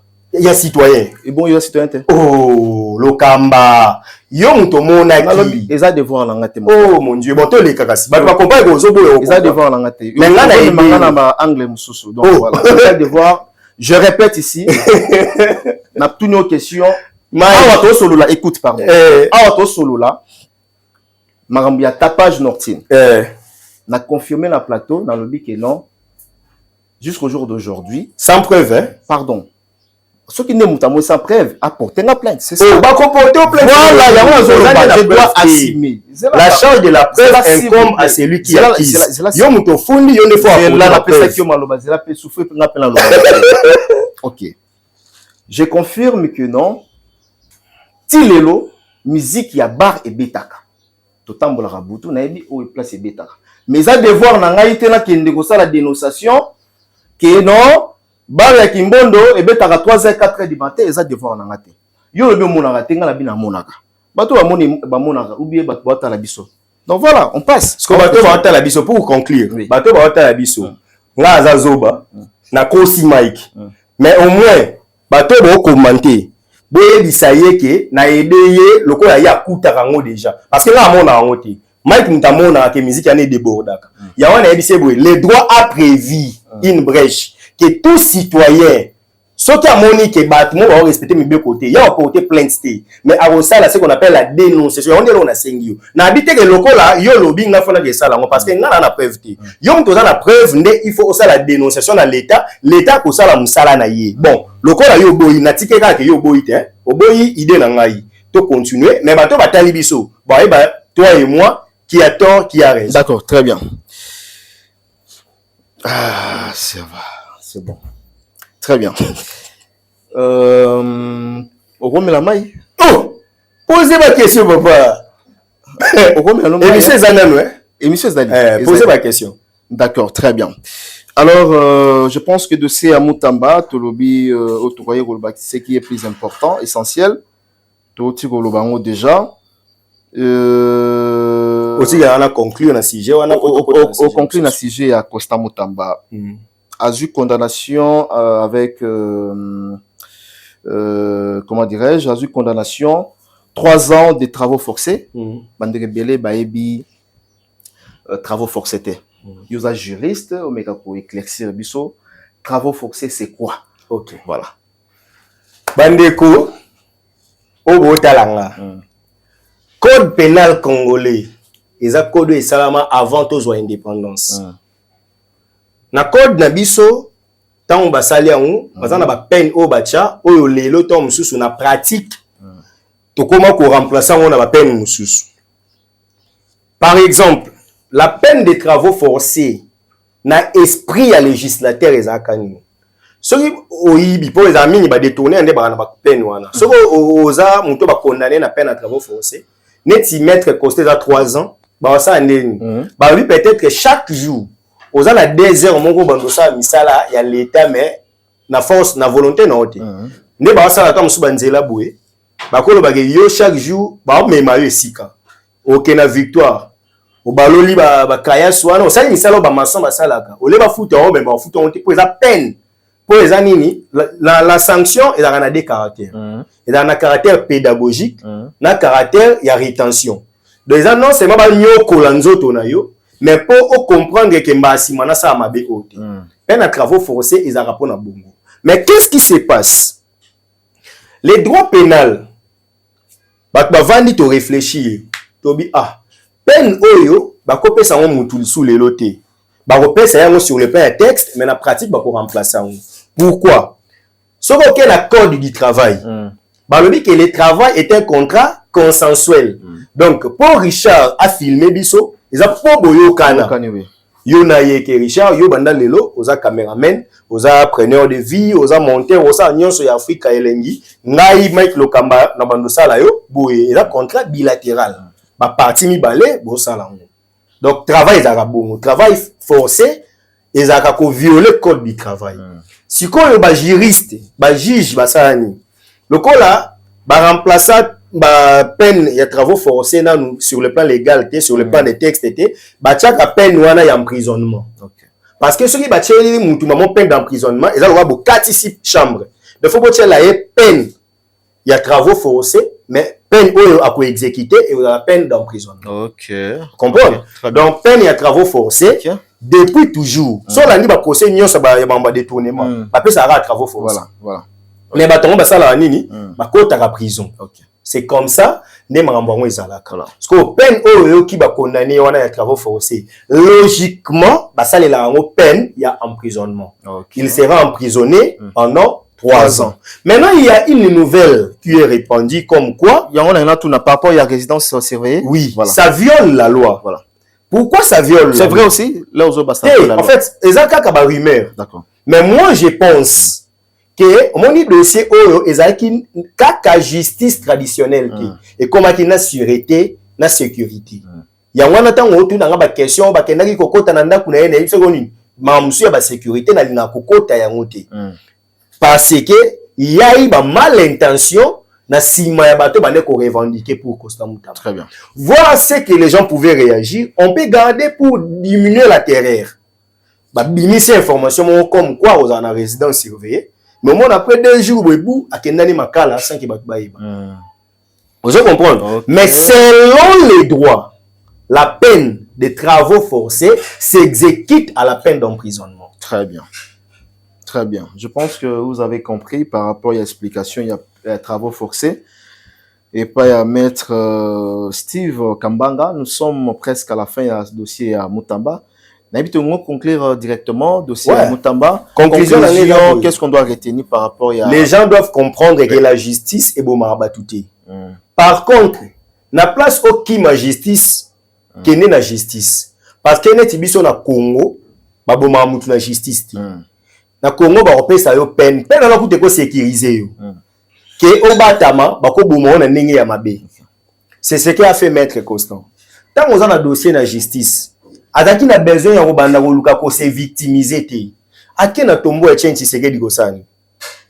Maître Constant olé à répondre na justice. Ya lingala ki sabatu kaza mwana mawa bazo sala e mabe balingi etete yo ba funda yo pona mambo détournement. La meilleure des choses à faire est de prouver que ba koselo makam. Et non yo bandoko ya na ba réseaux sociaux okoma koloba ko komi mutaki mbangu mutaki mpavita, ça ce n'est pas les droits. Et puis bandeko nanga ba juge babanga na bango mambute. Oh oyela kindoki biso mona ngona ba stage tant ça ba stage na ba parquet. Oye penga bon stage oh procès papa moi ye chef coutumier oko beta ba biloko no na mosi ici na suka na ngwa biso papa fanda abando sambisa. Donc les droits babanga na bango biloko ana te. D'ailleurs coute na code pénal na biso mambo eza spirituel ils a la raté. Donc les gens doivent savoir que mambo ya Constant Mutamba so comme na tournir oyo c'est pas se victimiser. Très bien. Mabe bandaki pa na yi Mutamba ko sauver ils a premier ministre mais il y a clasha déjà. Okay. Tant que bandi ko bimisa makambo yo, lui il ne pouvait pas faire ba meeting au ya salaka na palais de justice pour s'attaquer aux magistrats. Ayebaki peut-être que kobosana que muto yo akosambisa ya za mutasuka o asambisaka. C'est le règlement des comptes. Et ce n'est pas le règlement des comptes. Non, le problème est que ça la légion la makambo. Non, il a créé qui environnement malsain contre lui. Moni so za na justice, juge aboma mutute. Juge a peso peine na yo, sanction na yo. Mais so ki ozo boya sikoyo, ko ye pas juge, ba yo obstruction. Tant ko bandi ko boya, ko mi récalcitrant. Même place à yo que le mayo que le soumawate. Il faut que la force reste à la loi. Ozo mon, place mambo e baluka ki mabe mingi. Eza place o ya bandaki ko attaquer justice avant qu'il n'ait justice. Bah respecter procédure, bobi bah respecter procédure. Bon prouver encore bah respecter procédure, bon la qui cité. Mais dans opinion, bozo c'est victimisé. Or, il allait être simple. Accueilli, à Sambi, à Zongi. Ce qui peut qu'on connaît, ce nini, il a qui est canet, il a 3 ans. Il a 38 ans, 37 ans. Na 40 ans, bimanae. Ah, au calculé en bon. Non, na sens ni. Na place que, au sala, obstruction. Pour dans obstruction, à côté na ba juge ton musu ya bien. Pour bat musu bon, le roi yo bande ko boudé biso. To la so ki za biso, ba okena au delà ya o komamité. Mais ba peso la peine maximale. Monique ngeza profitable na été. À côté na ba juge amuté ya malamu. Babi non, au regard ba pese 3 ans. Mais malasima pour na bande ko nyonso ba Holanda biso. So ki ba bengi yo na justice kende. Et puis kolingate o la ki sa ba juge ki ba lingote. Parce que juge te mutaza un problème na yo. Loi mutaza un problème na yo. Ceux qui va respecter loi te. Ne bato ba otala libanda. Ba mona te. Et loko il fage suka. Par exemple, peine wana suka na 20 ans. Tout le monde a bu pesi mutu 22 ans. Biso nyonso te mettre to telemelango. Vous comprenez? Donc droit il convient que la loi avertisse avant de frapper, c'est un principe. Et puis biso na Congo to lo bagaboy. Avant bon juger mutu na likambo, il faut likambo anezala et komama. Nous l'um crime nous la poena sinelege. Donc mamnyo so bako condamner les mutu. Il faut ezala na arsenal juridique ya République démocratique du Congo. Donc ce que ezate ba otika yo.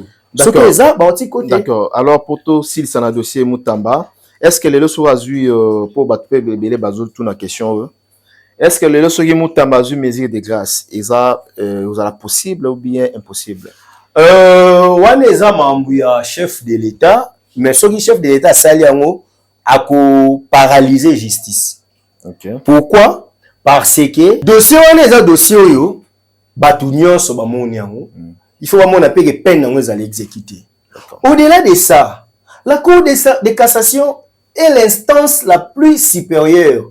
Il y a arsenal na biso, il y a charpente na ba juridiction traditionnelle. Parce que si on va attaquer conseil d'État, non, conseil d'État est un tribunal administratif. Oh, ok, cour constitutionnelle pour l'inconstitutionnalité. Non, les arrêts de la Cour de cassation, ce qui a attaqué avant arrêt. Le corps arrêt ici et bimi, arrêt en effet à la exécuter. Puis bah, pas de possibilité à liberté conditionnelle. C'est-à-dire quoi? Si le Moutaga la ministre a bimi ça y est, il est président de la République. Mais ce que le président faut motiver raison. Pour hasard condamné.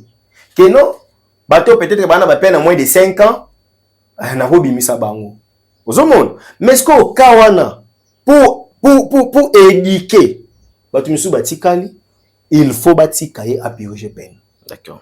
Ce qu'on dit, c'est vrai. On dirait vraiment un conflit personnel. Dans un conflit personnel, là, en fait, on a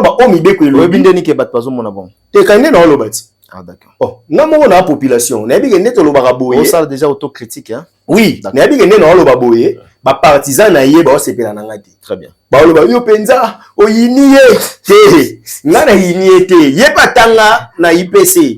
Ayebi pe mamo na lo ba geza bongo. OK. Donc ndaza bongo on ça rassemblant pour ya lo ba ti. Mais en logique, ndenge na lo ba boye. Maître constant il faut purger peine. D'accord. Si on a purger peine, wana. Ce qui moutou moussou soyez na sima. Alinya iba. Vous avez constant. Azaka koutou ministre de la justice. Très bien. Il est dans la prison. Donc yo komekati. Merci beaucoup. Merci na Cisco Kitenge. Na Katia Zambie, l'homme fort très puissant. Cisco Kitenge qui nous suit depuis la Zambie. Na PC Bambote, Michael Jackson d'Afrique, le millionnaire congolais. Na Katia ya Zambie wana basalam na yo Cisco et puis on a qui en Afrique du Sud na moni Yannick Kineya l'homme de Louis Vuitton force tranquille Yannick Kineya na PCP Bambote azota la biso na kati ya Djoubek na kati ya Djobour Kineya Skin Bambote na yo komi tu es na dossier Koffi Olomide sortie médiatique ba tumsu balobi Koffi à respecter la presse, les bandas, mais presse à Congo, à tirer au respecter en côté.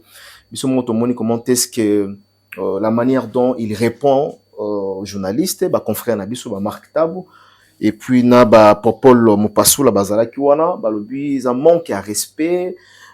Koffi Olomide à tirer jamais cause à la respect, couper sa respect la presse il y a Mboka Nabiso. Comment vous avez trouvé sortie médiatique il y a Koffi Olomide?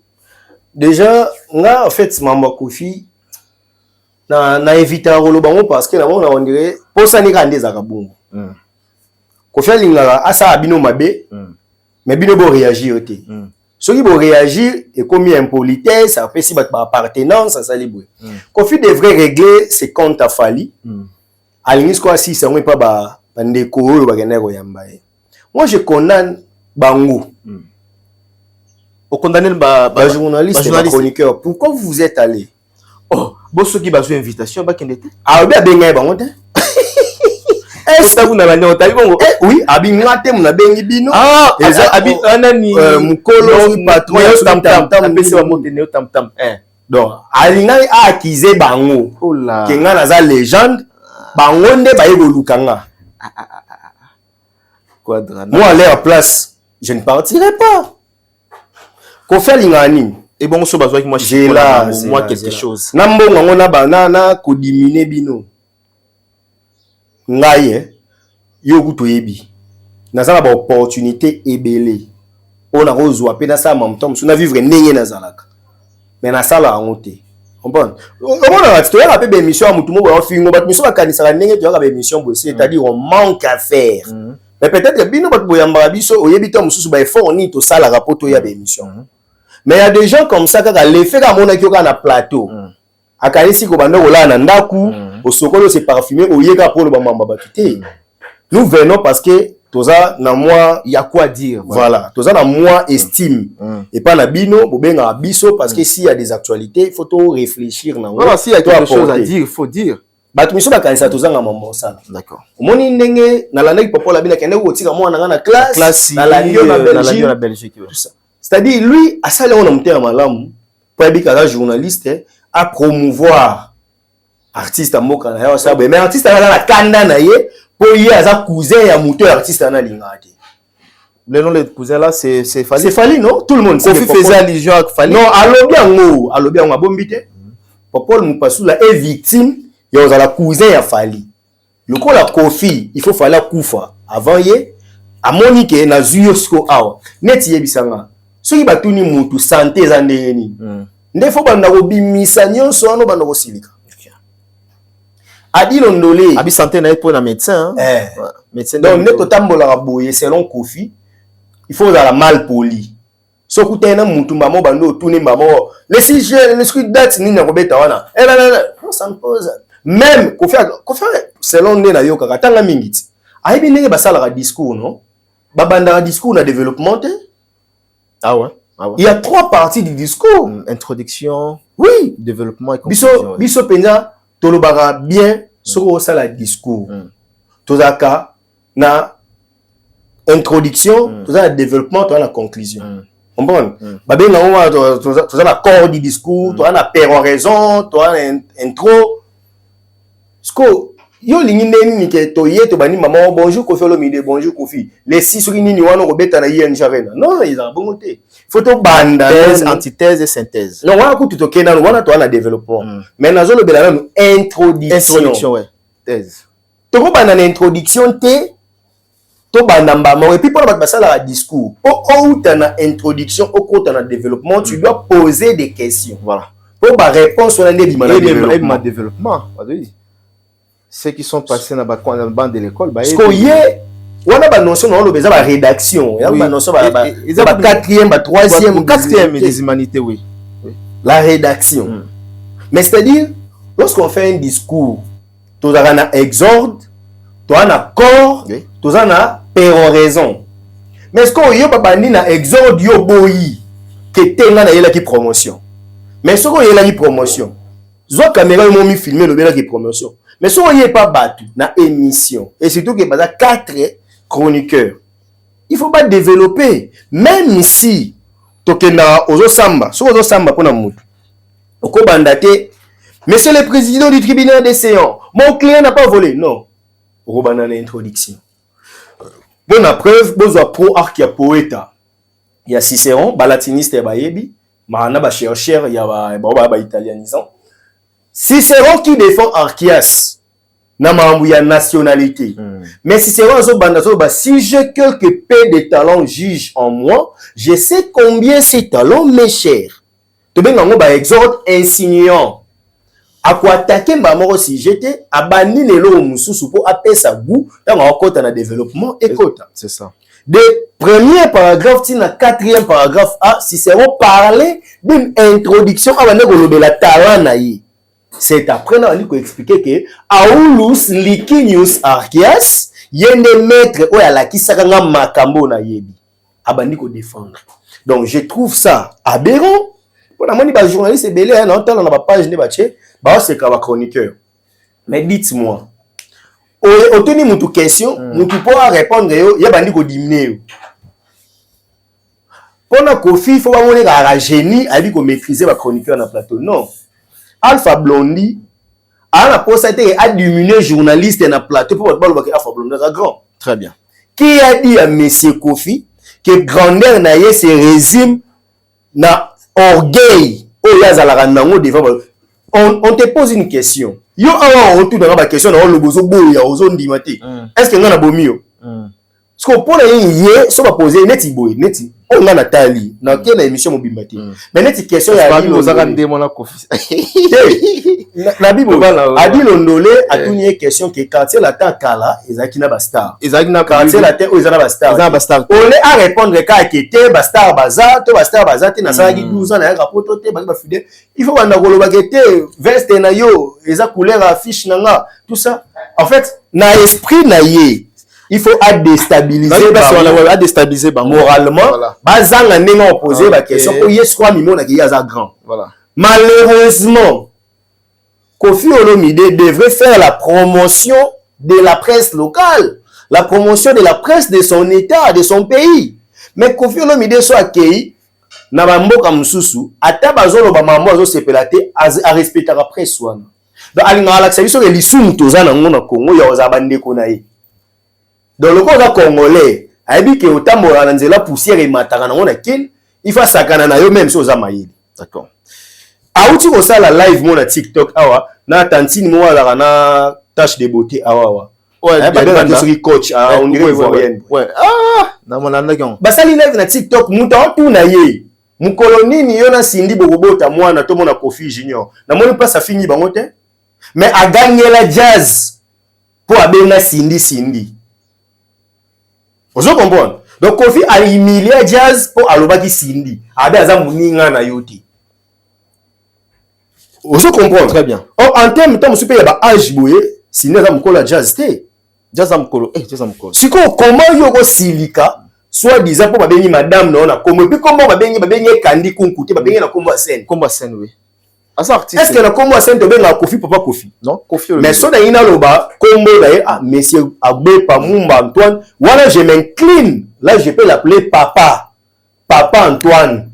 Papa Agbepa. Parce que en âge Kofi Robotanga mais celui toqué na scène étant Kofi Olomide na benga ya Kofi te non na benga ya Fali te non Fali Poupa na benga Fali mais celui to komi ko na mambu ya famille ya normal boye ya Fali bolobi ya on peut pas y malheureusement ou heureusement Fali amwe da rapeka après non ozo bon donc combo ya scène ba oblige ngo mutu te benga ya mais ce que tala ba comportement wana problème à Kofi là que il souffre complexe mon boy. Complexe déjà il y a infériorité. Donc il faut imposer bisoto ndima kaleki ba congolais tout na maïle. Imposer bisoto ndima ke ba manipularité. Imposer bisoto ndima ke il peut maîtriser tout le monde. Or, en voulant montrer aux gens que tu es génie, tu vas commettre beaucoup de bavures. OK. Vous comprenez? Très bien. Mon idée est dans plateau. Ils appellent la bleu, c'est une émission de débat. On m'a appelé que Mouto, c'est un simbié à Kwei, mais pour même son respect, ou éviter de maudire. Vous comprenez? En quoi Kofi s'est senti à l'aise? Il y a un veste et marque table et canina na idée est-ce qu'il y a une idée marque un veste jaune dans qui va voler ton soute. Vous comprenez? OK. Extrait on a na moni côté ba chroniqueur va poser question ma bête. D'accord. Na on lobelaka ndambo on a na moni. Donc on a na moni wana na moni les introduction ote na yaki pour na promotion. Muta atindi bino est-ce qu'il était obligé ya lobakete na zoki contrat na mukolo neo tam bino nde boye kana kindenge nini. O bonde ko se poser ba question boye ba question za na réponse té. Problème ezaki lelo ko faire lobby que musicien na yo wana o ba yembi ne pucha. Azana succès makas. Ouais. Mais JA33. mais sori lelo to telemisi Gibson. To telemisi musicien na yo wana ba baby Gibson. Ce qu'on a bango mi balé qui est la star. Gibson. Mais azo obligé ka bisoto ndima ke musicien na yebani. Abandi ko ba ke sindia l'équipe ba musicien na nyonso baloba wana na ki star wana. Ya. Tozwa to longo la penda blague par na notoriété lelo. Sindi na Fali ba vendre table mo na chicken mondial et compatibilité ça là. Mais ya bi ke sindia l'équipe ba tutu wana bo bengi ba star wana. Alors que ba soi-disant star au moins à retirer kiango. Oh là là. Abi ba soi-disant star après non toutes les stars que vous avez citées. Bon, soit te longo li Fali. To che ferry. Pour faire pas ancien quartier là. Soit aujourd'hui Cindy na ferry. Na chiquier, il y a pas faute. Est-ce que Cindy les ferry? Il y a pas match. Faire ça likolo. Soit aujourd'hui lelo Cindy en termes et ancrage sociologique. Cindy na modogo barambo. Non na za mémorial. Modogo. À un moment monsieur Kofi Vous ne méritez pas ça. Nga si na yebisa yo yo o comprendre raté. Tant monsieur ça la bien, to ya gato lo bakamabe na yo kanisa ngo actualité te. Yo obeta ngobilo la na posa mambo. Et puis tant ngalo bage Cindy to ba JR JR30. asali ba émission te. Cindy za ba porte-parole te pour ba finga. Mais à se contredire yemoko.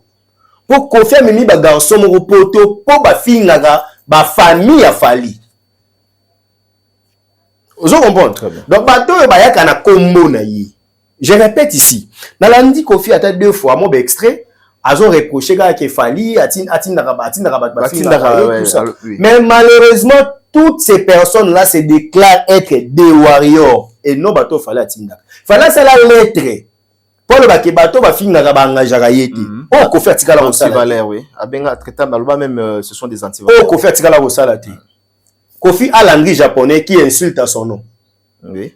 Kofi a l'Andri Moboyewana. Oui, Bazarade l'Andri. L'Andri Monamoni Azana Potoboy. Qui insulte à son nom. Kidoga, Blomo Abon. Kofi a garçon Mazaka Mbala Maniké. Ah, Nani. Long jambe. A fin la batu na komba Kofi. Batu wane la batu Kofi Azagana Bango. Dans mes bon poto pour. Ah, mais bon poto. Mais ce qu'on y a wana, ils ont ma bêtise. Mais ba fanatique to ba volontaire o ba oya ko défendre Fali ne ya zo senga na Fali ba lobi bilobi longola nanu avant longola potina liso muninga longola no paye ya muneno eza na liso na yo. Donc il acquise Fali. Oh na bato mingi baleka na TV Fali a reconnu au moins Kisinjora. Comprendre Kisinjora au moins ba reconnaîtra que aza azolo la contre son mouvement. Mais ce que yo na ntanga ba master musuté parce que lési. Bateau nyonso presque balobela Fali, la majorité Fali alobake basala ngo na ba volonté. Et puis bango mo balobake to sala ngo na volonté na biso. Est-ce que ko fa lingi baloba ndenge ni? Ya lobi mambo asindi azana ba porte-parole te. Mais bateau ba ko finga. Ba finga ba côté la Steam Cindy na ba TikTok bateau ba ko fingela Cindy ba bazaka ba porte-parole nete. Ouais, basali hein. Na mona. Est-ce que Kofi pense que université ou la salle de maths physique quand il y a une classe biso musuto kenda classe. Donc quand lui il dit des choses il y a des photos ndima il y a des photos que la mawa non ce qui a un problème il y a Fali na ba chroniqueur na ba sala game parce que jusqu'ici na habité a dit à tout nier question ya mamba ba star que ba ministère oyo na bango ba yebanité il fa qui a répondre moi na droit de répondre à un argument. Bon, yo tout na ouais maintenant non sani. Non grand la question argument aux autres la qui ezane bouyi. Hier c'est ce qu'il allait faire. Na place comment na ko diminuer batu. Yo le baga non a dit okosi parce que nga ba mission na na bango. Ba yebani. Tala oya yebani, tala oya yebani, tala oya yebani, c'est tout. Il n'a pas besoin de luka, on va descendre batu. Voilà. Bon. Moi, je comprends. Mais toi, le banine, responsabilité, Pesozo n'a pas, confrère, Nabiso ou comment, en termes de respect, hein, parce que. Bah, s'imposer à rater. Bah, s'imposer à respecter, apparemment. En fait, Bino, bon, on a ça, on a musical, on va Binonios. On y Binonios, on est bon, qu'on fait un diminuer les lots. Après une année, 2 ans, soit Bengio, toute cette émission, il y a une opportunité. Ah, to bêta, qu'on fait un bêta, bloc. Tant qu'on a renouvelé les sous-sous, qu'on diminue. Aux zones où on a frustré. Ami mon boye azaka suki belé boye la journaliste aloba qui doit faire ça. Ah il y a digital. Oui. Oui, je vois. Ce monsieur là. Na mon écoute aza animateur il y a ba compétition oui, Jonathan Bilari. Voilà. Est-ce qu'il a Koufa? Non, il n'est plus chroniqueur pour le bag mama Kofi Oyati. Non. En fait, Kofi soit dans la posa pour ngai. Si j'engage la presse congolaise, son qui n'a pouvoir ya agir, l'icolo ya ba confrère. Kofi mérite à kenda ba plateau ba étranger azo aloko la bike ba journaliste na Congo nyoso ba koma ba partisan c'est ka na ba oyayi a kenda émission ba journaliste a tendance na ye de kozala mieux no ba journaliste pour kenda ko courtiser ba interview pa Kofi bo ke ko luka a diminuer bino mais c'est comme si bon na posa ya valeur na binoté parce que vous êtes des pères de famille. Voilà. Moi je respecte Adi Londolé. Tu comprends? Je respecte Marc Tabou. Ouais. Je respecte Laura Tendance, je respecte Popol Moupassoula. Oui. La majorité n'a pas bango za bato babana déjà qui va avoir biso. Ouais. Vous comprenez? Ouais. biso to yeta musu ba 20 ans mais musu musu azana za na 30 ans. Oui. Neti Mark Tabo ça ziki ça bango na King Awa. C'était déjà dans les années au début il y a 2000. Vous avez ce qu'aujourd'hui Laurent tendance à maintenant ça des missions avant 2004 et 5 déjà été connu. Ce qu'aujourd'hui Adi Londolé n'en parlons même pas. Popol aussi la RTG Awa déjà. Baza bango nyonso ne bazana mutana moins de 20 ans ya carrière raté. Et puis boyamba pe de akofiamo. Pourquoi bokendaka kosala ba interview to ba émission na muto yé azu occasion même no ba gibier azu ce occasion ya redévorer bi. Pour ba mona kaza maele. Moi je pense que Kofi lokola mona kaza na besoin ya presse congolaise c'était pas à Kofi. Place à ça et Koki mais l'ICCMO le ba mo sapimo esokola. Maintenant pour nous confirmer on dirait bon zaka na besoin na yebo ya kaka. Très bien. Ce qui a zaki na posa ba journaliste était tant mukolo ne otamta mabenga ki faka lo bati bato tindelinga wana na linga bangote to bato wana ba roula pour leur cousin. Le kola nani popo le rôle pour son cousin ayate. Osomon. Yango moninga na bandi ko condamner ba confrère bakendaki pour salanine ouais. Pour boyebaki que lui ne respecte pas les journalistes congolais. D'accord. Mais côté net alobaki que bon kala ezaki pe baluku kusan pour tout ça wana dimnene bangote. Pour alobi que monikala osatue baki boye mais le lobby non de boza. Voilà l'ossature. Wana ezaki na mabete parce que ngaza vrai en fait. Côté wana ezaki langage yaki mabete. Bilo musunyo solo yaki na mabete. Mais intention na ye yaki ya ko régler bango. D'accord. Alors que bango dans les passés bango nyonso basala ba promotion. Bango nyonso bazaka bien na ye. Donc ko faire linga so za na ye ko za na mutu mususu. OK, très bien. Nous allons chuter sur l'annulation de ces concerts du concert de Koffi Olomide où ils allaient qui annulé na hippodrome. Koffi Olomide compte déjà il y a qu'à porter plainte contre la mairie de Paris. Alobi a entamé déjà des marches avec ses avocats pour bafunda mairie de Paris. Est-ce qu'ils ont idée malam à motiver que ce mairie de Paris saline a bien annulation na ezala qui fait batende bando déposer bani no so mairie nem et annulation et sur Koffi a porté plainte contre bon mairie. Une chose est vraie, porter plainte c'est le droit le plus légitime pour quelqu'un qui se sent lésé. Mais l'avocat nous ba lié kambo. Bon de toutes les façons tant qu'il y a un mandat de comparution, bah motive à kat. Pourquoi on va reprocher muto ba fundi. Donc bref, à la droit. Il y a funda. Yende mutako prouver et là on a l'obéi no awa. La charge de la preuve incombe à celui qui accuse. Donc c'est d'ailleurs. Donc le col a yé muta fundi, yé mutako yeba pourquoi a fundi. Ce qu'on le besoin annulation. A retourne haut. Ce qu'on a ne fait pas annuler. Aux hommes. Donc yende mutayebi mamba ofunda mais batu nyonso ba portera plainte bango te ande ba gagner un procès Normalement donc ofunda mais le but est que mais moi je pense que amuser les galeries. D'accord. Moi je pense pour nandimi na ngate ke bon afunda bango il faut abanda ko expliquer biso na ofunda pour bango basaki nganko boye voilà. Merci Steve Kambanga, nous sommes arrivés à la fin. Peut-être dernière le Rosanango, remerciement, non? Ah ouais, remerciement, je remercie tout le monde en tout cas. Bino so bolanda émission na kubanda na yo Mike Lokama pour l'invitation. C'est moi qui vous remercie. Gauthier Bell les rois d'Angleterre. Monsieur Mbote, Francis Bandoubola, de très spécial. Monsieur Mbote, Mbote en tout cas, on a tout vient dans si Moulex, Aigle Noir, on Mbote en tout cas. Bonne rentrée scolaire et heureuse année scolaire à mes enfants. Donc Steve Pressier, Christlove, Keina en tout cas. On a fait Sibino, bonne chance. En tout cas, papa vous souhaite tous les bonheurs pour cette année scolaire. Voilà, Bobette Nzita, Monsieur Mbote. Très bien, merci tous et là-bas commentaire na bino na ba émission to sali. Vous avez fait le bac. Donc moi et maître Steve Kambanga beaucoup commenter. Mon takoka na nyonso azate, s'il faut quand même y a porter ma correction. Vous êtes libre, hein? Il faut pas injurier, il faut pas insulter. Tu as tapé ba injurier, tu bien biso que quand on est public les agano bongo tout le monde. C'est ça, tout le monde n'a pas la même éducation. Bazanga raté, voilà.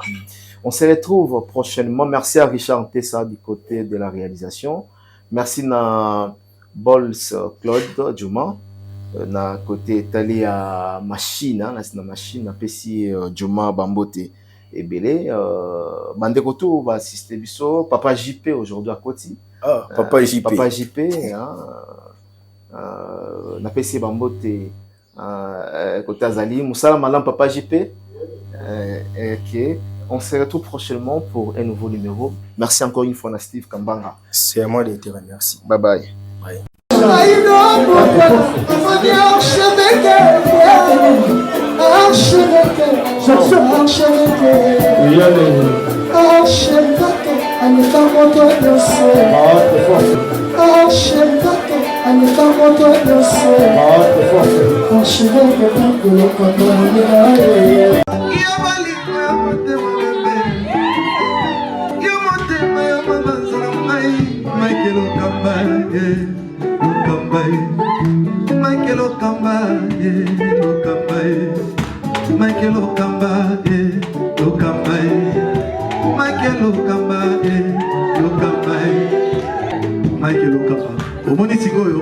L'artiste, c'est l'improvisation. La honoré dans l'émission. Africa Elengi TV, votre chaîne, l'incontournable, la star des chaînes.